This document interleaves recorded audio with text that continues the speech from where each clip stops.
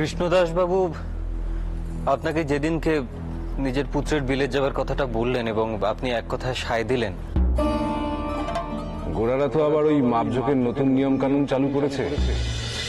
বিঘে ছটা এসবের হিসেব আর চলছেই না। ওই হেক্টর ফেক্টর কি সব যেন নতুন মাপঝোক হয়েছে। হ্যাঁ, তাতেই তো যত বিপদ হচ্ছে। আর সেই কারণেই তো মনমতো বিলেত যাবার ঠিক করেছে। ওখানে গিয়ে নতুন মাপঝোক শিখে আসবে। কিন্তু যাবো বললেই তো আর যাওয়া যায় না দাসমশাই। এত খরচ বহন করা আমার পক্ষে সম্ভবপর নয়। কেউ যদি উন্নতির জন্য বিলেত যেতে চায় তাহলে টাকার জন্য আটকাবে না।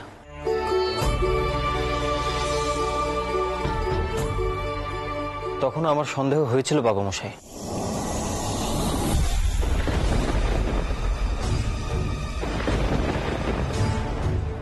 যেহেতু নিশ্চিত ছিলাম না তাই আপনাকে কিছু বলতে পারিনি।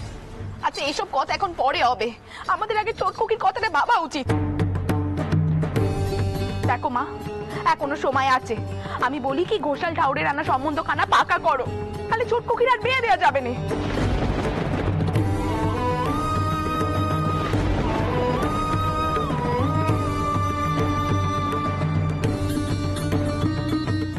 বাবু মশাই, আপনি চুপ করে থাকবেন না, আপনি অন্তত কিছু কন। না না পদ্ম,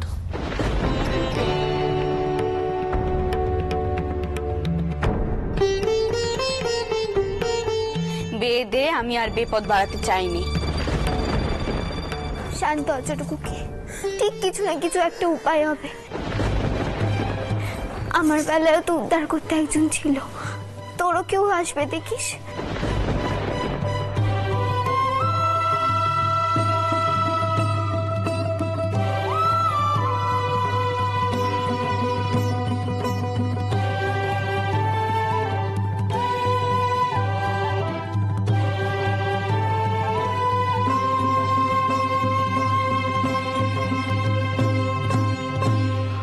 রানী, দেখো এসব কথা এখন থাক। তুমি আগে ছোট খুকিকে সামলাও।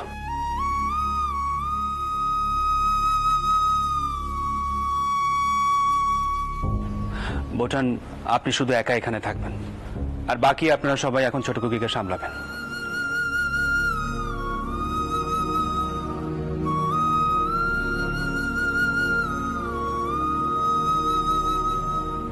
ভাগ্যিস পাকা কথা দেওয়ার অনুষ্ঠান বলে বিশেষ কাউকে নিমন্ত্রণ করিনি।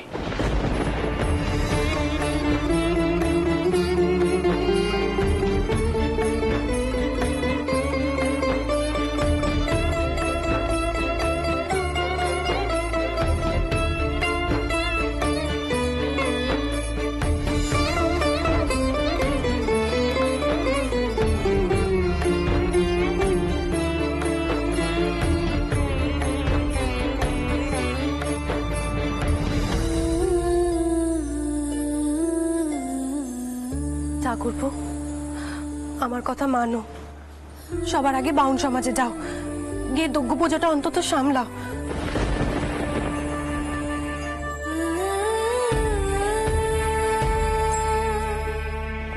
নতুন বের কথা নয়, পরে বাবা যাবে।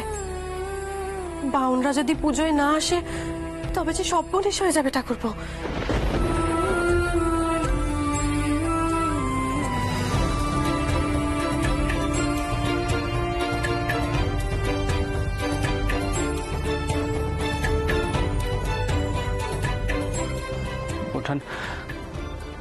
আমি এখন সত্যি বুঝতে পারছি না আমার কি করা উচিত। তুমি দেখো ঠাকুরপো, মা দুর্গা ঠিক কোনো একটা উপায় বের করবে, ঠিক উপায় বের করবেন।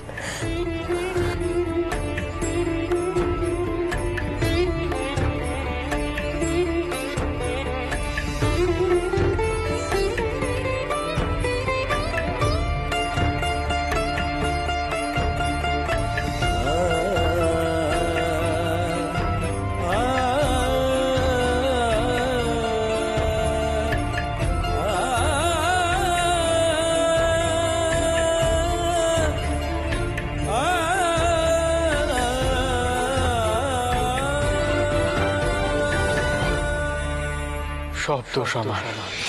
উনি আমার কলেজের বন্ধু মৃন্ময় পাত্র। ভাই মথুর, আমি আমার জ্যেষ্ঠ ভ্রাতা মন্মথনাথ পাত্রের সহিত তোমার কনিষ্ঠা শালিকা জগদম্বা দেবীর বিবাহের প্রস্তাব করিতেছি। তার একখানায় শর্ত, বিবাহের পূর্বে তিনি পাত্রীর সঙ্গে পরিচিত হতে চান।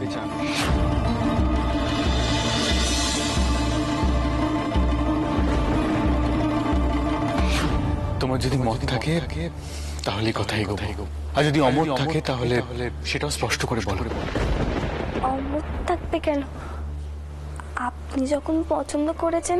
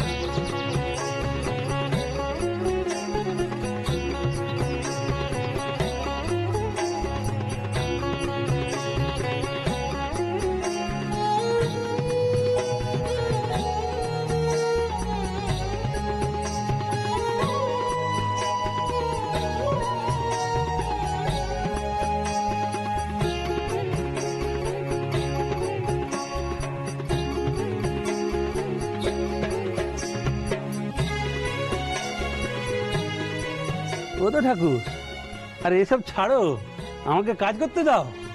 আর তুমি হলে গিয়ে বামুনের বেটা, এসব কাজ কি আর তোমার কাজ? আমরা ছোট জাত, এসব কাজ তো আমরা করব। তাতে আর কি হয়েছে গো? ঠাউরেরই তো মূর্তি, তাকেই তো সাজিয়ে তুলছি। নিজেকে এমন করে ছোট করে নে। তোমরা যদি মূর্তি না করতে তাহলে আমরা পুজো কি করে করতুম? জানতুম কি করে যে ঠাউর কেমন দেখতে? ও তো ঠাকুর, তুমি আজ আমাকে কত মাননি করলে গো। তুমি বামুনের বেটা, আমাকে আজ কত বড় সম্মান করলে। এই পুজোতে এটাই তো আমার সবচেয়ে বড় পাওনা গো।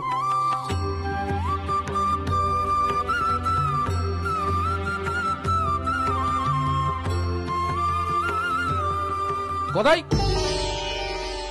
কি করছিস কি? এই, তোমরা রাম ঠাকুরকে খবর দাও তো।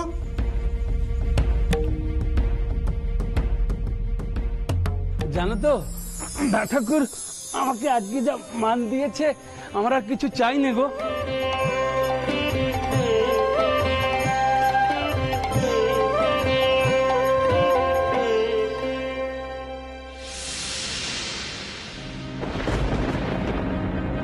গদাই, কি হচ্ছে কি? পরাণ কোনোকে কাজ করতে দে। বারে, আমি তো রং করবো গা। ছাড়ো সব, ওট ওট বলছি। না, আমি ঠাকুরকে রং করবো তো। ওসব কাজ কি তোমার গো? ওসব কাজ ছোট কাজ, তোমার সব কাজ করতে নেই। কাজের আবার ছোট কিসের গো?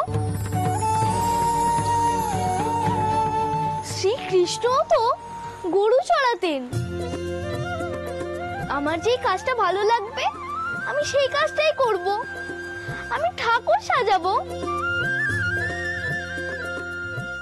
তুমি এসব ছাড়ো, এসব তোমার কাজ নয়। তুমি এখন বাড়ি যাও, বরং তুমি পরে এসে মাকে একটা গহনা পরিও, ঠিক আছে? যাও, এখন বাড়ি যাও, যাও।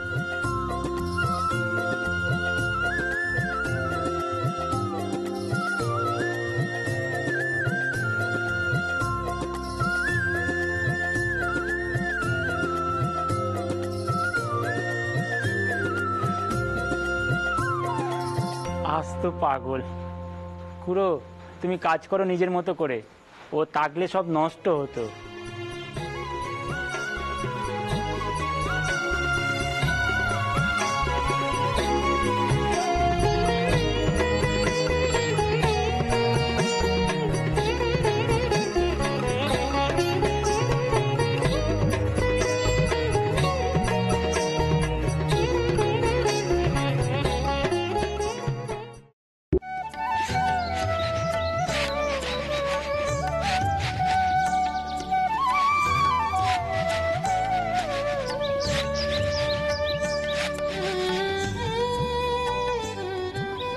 কি রে গদাই, ওকে নিয়ে অমন চুপ করে বসে গেলি কেন?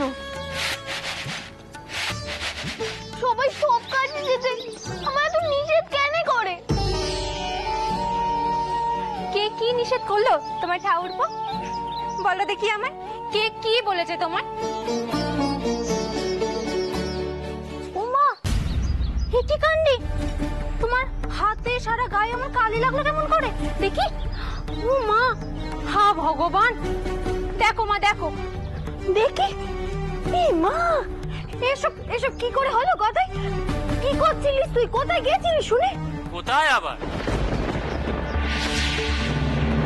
কি বলবো বলো মা? এই দুজন গ্রামবাসী আমাকে ডেকে নিয়ে গেল ওই চণ্ডী মণ্ডপে, গিয়ে দেখি রং তুলো নিয়ে বসে আছে ঠাকুর সাজাবে বলে। বাধা দেওয়া হয়েছে, তাই গোছা হয়েছে ওনার। আরে বামুনের বেটা পাঠশালা যাবে না, নেকা পড়া শিখবে না, তাই না কুমোরের সঙ্গে মূর্তি সাজাবে। এ কেমন ধারা কাণ্ডি বলো দেখিনি মা? না না, এ তো ভারী অন্যায়। হ্যাঁ গদাই, গদাই আমি কি কথা শুনছি? হ্যাঁ কি কথা শুনছি? দাদা তো ঠিক কথাই কইছে। আচ্ছা তুই কেন দাদার কথা শুনিস নে বলতো দেখি? আমার ওসব লেখাপড়া করতে ভালো লাগে না। আমি তো পাঠশালায় না গিয়েও রামায়ণ গান গাইতে পারি, পাঁচালি পড়তে পারি, মন্ত্র বলতে পারি। তাহলে আমার পাঠশালায় গিয়ে কি হবে? আমার ওসব হিসেব নিকেশ ভালো লাগে না। না ভালো লাগে না এই বলি, জজমানি করে কত রোজগার হলো তা তো গুনতে পারবি না। থাক থাক, অনেক হয়েছে বাপু, অনেক বকাবকি করেছে। চলো তো ঠাকুরপো, চলো তোমার হাত মুখ আমি ধুইয়ে দিই। চল বসো, এখানে বসো দেখি, বসো। হ্যাঁ, ইস কি অবস্থা করেছে দেখি, হাতটা হাতটা রগড়াও দেখি। বলছি মা, আমি একটু বেরোবো, বলছি একেবারে খেয়ে দিয়েই বেরোবো। হ্যাঁ তুমি একটু ভাত দাও তো। আচ্ছা বাবা, তুই ঘরে যা, আমি দিচ্ছি। হ্যাঁ রাম, হ্যাঁ মা, কইছিলাম যে তোর বাপ তো সেই অনেক দিন হলো শিওরে গেছেন, তারপর থেকে তো তার আর কোনো খবরও পাচ্ছি না। ও বাবা, বাবা রাম, একটু একটু খবর নে না রে, তিনি কেমন আছেন, কবে ফিরবেন, কিছুই তো। মা আমি একখানা পত্র দিয়েছি কিন্তু কোনো উত্তর আসেনি। তুমি ভাত দাও, আমি আসছি।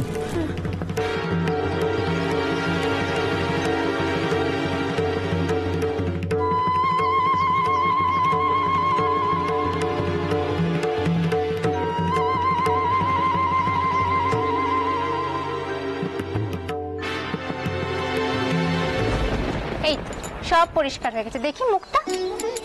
বাহ, দাঁড়াও আমি তোমার গামছা দিয়ে আগে হাত মুখটা মুছিয়ে দিই।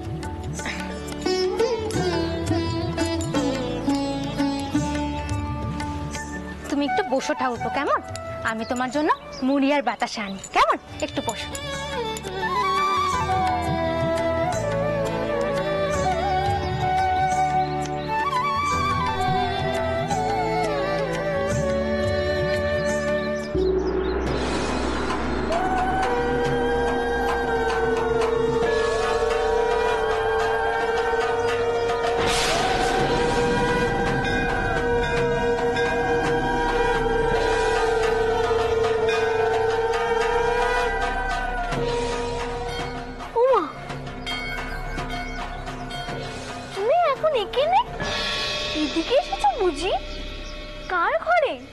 তোমার যে মন ভার, আমি কি না এসে পারি? ওমা, তুমি কি করে বুঝলে যে আমার মন ভার? বারে, তোমার যে মুখে আজ হাসি নেই। সবাই আমার শুধু শুধু বাধা দেয়। আমার মূর্তি রং করতে, চোখ আঁকতে বেশ ভালো লাগে। আমি কথা দিচ্ছি, তুমি দুর্গা মূর্তির চোখ আঁকবে। তুমি কইলে কি আর হবে নাকি? কেউ কি আমায় আঁকতে দেবে? সবাই রেড়ে করে উঠবে তখন।